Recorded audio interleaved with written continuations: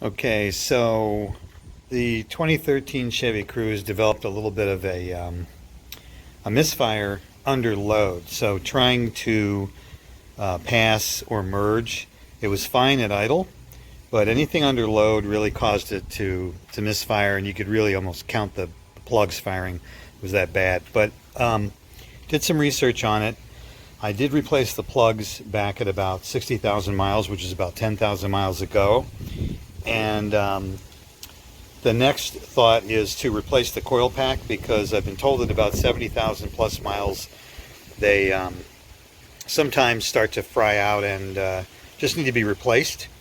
It was about a $60 part, and with that comes all of the connector boots and everything for the plugs. So it made better sense to buy the coil pack with the connector boots and the springs and resistors that connect to the spark plugs than to try to piecemeal my way through this thing. I think it would end up being a lot more expensive. I'm guessing this is probably about a $250 fix at a dealer. I'm just totally guessing. But with a part that's 60 bucks, you know, considering the labor, it's not all that much time, but it can't be cheap at a dealer. So anyway, I'm going to go ahead and do it myself. I'll do the best I can with showing you what I'm doing. The first thing is to pry off the top of the valve cover here, and it's just, you just put a screwdriver under and pry it off, and there's two clips in the back that you have to pull out. They're a little more difficult, as you can see back there. Sometimes dealers don't even get it right, so it could be easier depending on what the last guy did. But anyway, there's the coil pack right there. It presses down on top of the four plugs. So the first thing you need to do is reach over here and pull off the connector, so you can lift the coil pack up without having to pull the connector with it and get stuck, you know, with the wire hanging there. So you just pull that off. It's just a couple of clips. You just pull it off, push it aside. So you get the star driver that you need for this. Looks like a T30, and go like that. I'm using a ratchet, but you can use any you know, a screwdriver style star driver if you want. I just need to loosen it, get it loosened up, and then unscrew them out far enough. You know, the trick on these, as always, is to make sure that you don't drop them down the engine before you even get to the next step.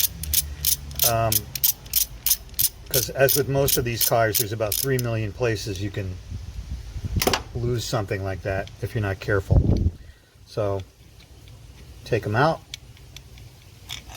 They're pretty long bolts, and put them somewhere safe. Hold on to them real good.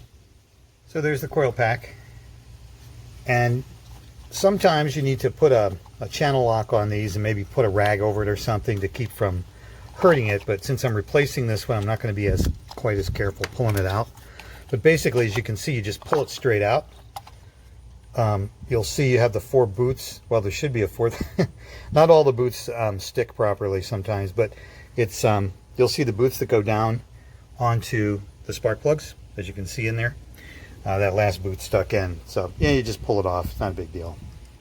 Just take a pair of pliers or something. And since, again, I am replacing these boots with the coil pack, I don't really care too much, but it's got to come out. There we go. So it's clean now. Now you can kind of see on this coil, on the boots and the coil pack, the last time I did a tune-up, these things were very they were very corroded. I tried to clean them as much as possible, but obviously they got corroded again. So this is just what happens. I mean, even though they're sealed in the boot, depending on vibration and everything. I mean, I got this thing in pretty good. It ran for several, you know, 10,000 miles after I put the last set of spark plugs in, before it did that again. So, you know, that's not a misfire. That's just potentially oxidation. So, you know, again, it's about time to replace this coil pack. Okay, so with the coil pack out, I did take the opportunity to pull all the plugs and just make sure they were clean. They all look good. I did check the gap just for the heck of it. They're dead on 0.028, which is factory spec. there's a lot of discussion online about whether it should be 0.33 or higher or lower. I mean, if you go lower, you get better performance with a little less fuel mileage. You go higher, better mileage. But, you know, the factory says 0.028. That's what these plugs came in, as from AC Delco 10,000 miles ago. I just checked them right now. They're still dead on. No reason to do anything. So I just put some anti-seize on the threads, put them all back in, and checked them all, and they all look good. So back to the coil pack, just received here. It's an official AC Delco part. It is made in Mexico, but it is an AC Delco part. So that's the deal right there. You take it out of the box, looks just identical to the one that came out of the vehicle. The boots are brand new. Everything else in there, the springs and the resistor lines and the resistor springs are in place. They're all brand new, so good to go. I just flipped it over, and one of the things you should do before you put these things on is to just look down there. It's kind of hard to see right now in the light that I'm in. I'm in daylight, but down there you'll see the springs. You should be able to see the coil of the actual spring. Sorry, I can't get a better picture of it, but you will see it.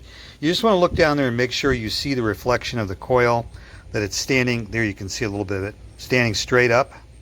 And if you don't see it, it means you might need to reach in there with maybe a very small Phillips screwdriver and just tap it, or tap the side of the boot and make sure that thing is pointed straight up or down, as the case may be, when it gets in the vehicle, so it contacts the top of the spark plug.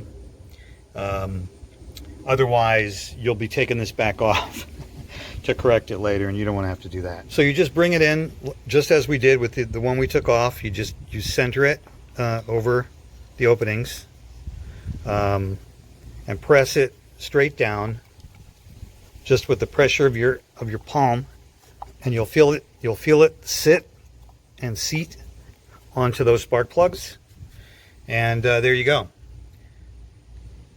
You just put the star drivers back in. I put a little anti-seize on these too, because you're going to thread them in by hand. Of course, first to make sure you get it in there right. But I think it makes sense to put to just check those and make sure they're going in. It's going in smooth.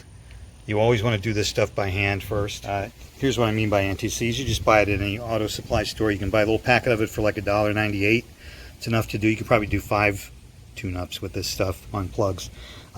But always a good idea to put that on anything that's threaded before you start threading it in, because that just keeps it from seizing up on you later and being hard to get out. And you just put it back in with the same star driver you took it out with, and tighten it up.